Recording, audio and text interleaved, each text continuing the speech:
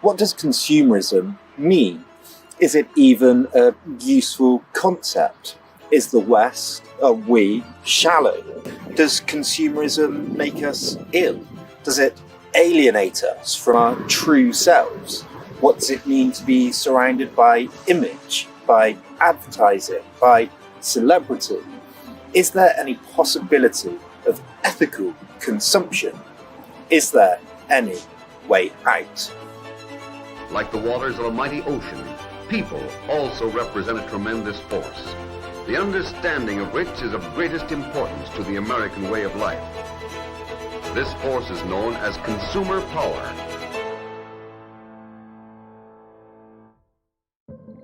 To fully understand the function of outdoor advertising in modern living, it is necessary to keep in mind the day-by-day activities of the people who are reached by this powerful form of advertising media. They work, they play, they study, and most important of all, they buy.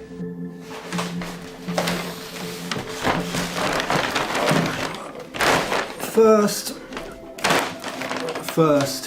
we need to look at the history of how consumerism developed, what we might have lost, and when and why this change happened, to really understand what our consumer society is.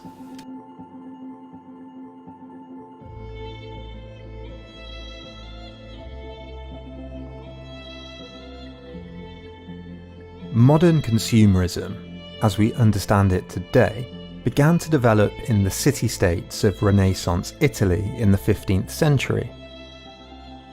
Trade between the Far East, Middle East and Europe increased, merchants became wealthier, and disposable income became more common. Artisans and shopkeepers traded in, owned and collected increasing numbers of household wares like jars, bowls, plates, cutlery and textiles like clothes or curtains. Carvings and tapestries and art became more elaborate and more widespread. But the new economics of consumption, the newfound wealth of merchants exploring the globe, developed alongside an already existing moral economy in Italy that questioned consumerism's benefits and sought to moderate its excesses.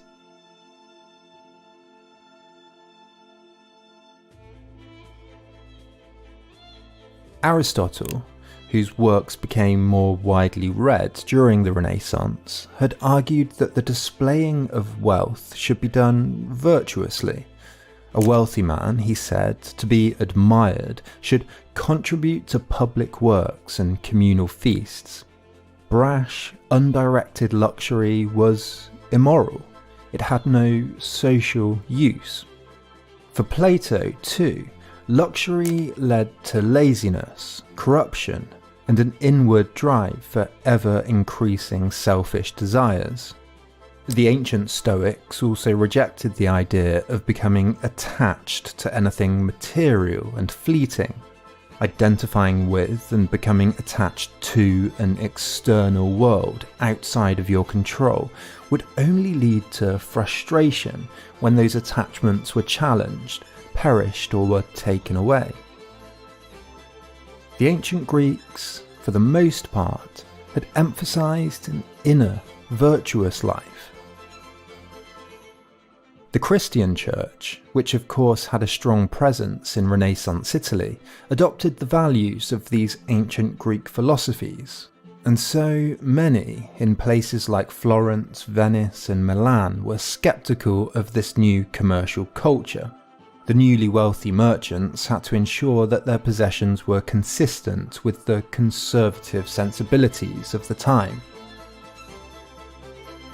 In 1497, for example, one friar started a bonfire of vanities in the middle of Florence. Board games, instruments, cosmetics, clothes and tapestries, anything that could tempt one into sin, were all burned as citizens danced around the bonfire. Venetians passed laws trying to regulate luxury, taxing spending at weddings and prohibiting certain dress styles, and tapestries more than a certain length. As commerce thrived across Europe, other European states followed. In England, for example, wearing purple silk and gold was restricted to royals.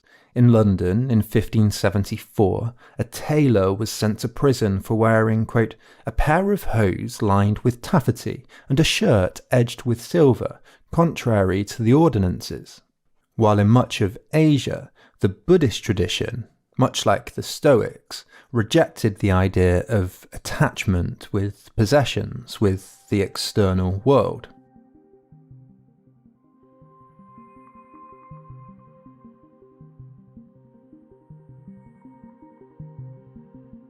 It was only in the 18th century that these attitudes began to change.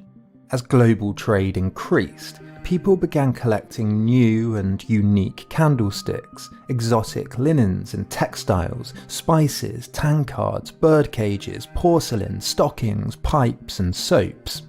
A taste for new foods and drinks, made cheaper and more abundant by the Atlantic slave trade, increased, and consumers became addicted to coffee, tea, chocolate, and especially sugar.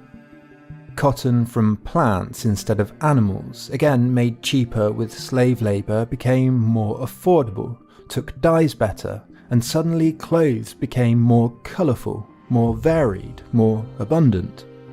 All of this coincided with the development of modern marketing, advertising and salesmanship as merchants sought new ways to promote new goods. English pottery maker Josiah Wedgwood, central to the Industrial Revolution, invented the modern salesman in the 18th century.